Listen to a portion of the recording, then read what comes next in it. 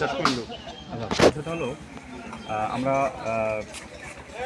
ওই নেত্রীর অভিযোগের প্রেক্ষিতে বেশ কিছু কথা যেটা শুনেছি যে সাগর কাজী নামের একজন বিএনপির নেতা দাবিদার, তিনি বিএনপি নেত্রীর সাথে ব্যানার পোস্টার করে তিনি মানে নিজেকে পরিচয় দেওয়ার চেষ্টা করছেন যে তিনি একজন বিএনপি কর্মী।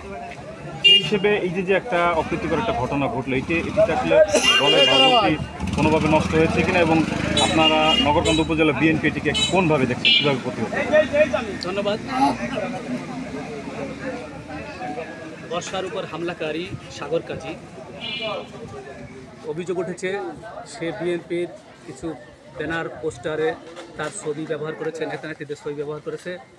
আসলে এরা আওয়ামী সন্ত্রাসী, দীর্ঘ 16 বছর এই এলাকায় সন্ত্রাস চালিয়েছে। তারা এখনও এই শেখ হাসিনা পালিয়ে যাওয়ার পরেও তারা এলাকায় প্রভাব বিস্তার করার জন্য আমি মনে করি যে বিএনপির এই পোস্টার ব্যবহার করেছে, তারা ব্যানার ব্যবহার করেছে।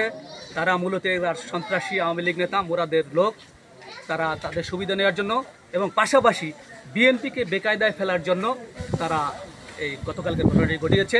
পাশাপাশি বর্ষা যেহেতু বৈষম্যবিরোধী ছাত্র আন্দোলনের খুব ফরিদপুরের পরিচিত মুখ, আন্দোলনের অনেক ভূমিকা ওর, বৈষম্যবিরোধী ছাত্র আন্দোলনের সাথে বিএনপির একটা মুখোমুখি অবস্থায় দাঁড় করার জন্য সুকৌশলে আওয়ামী লীগ এই প্রচেষ্টাটা চালিয়েছে।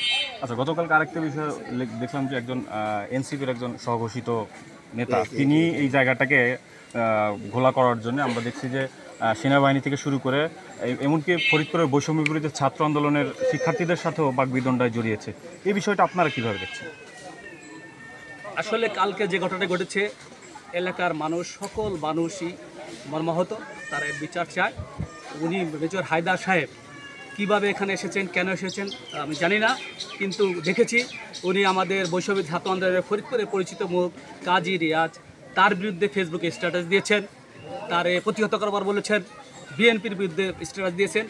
তো আমি মনে করি উনিও সুকৌশলে পানি ঘোলা করার জন্য, আমি মনে করি বিএনপি এবং এনসিপি এই দুটিকে মুখোমুখি দাঁড় করার জন্য উনি সুকৌশলে চেষ্টা চালিয়েছেন।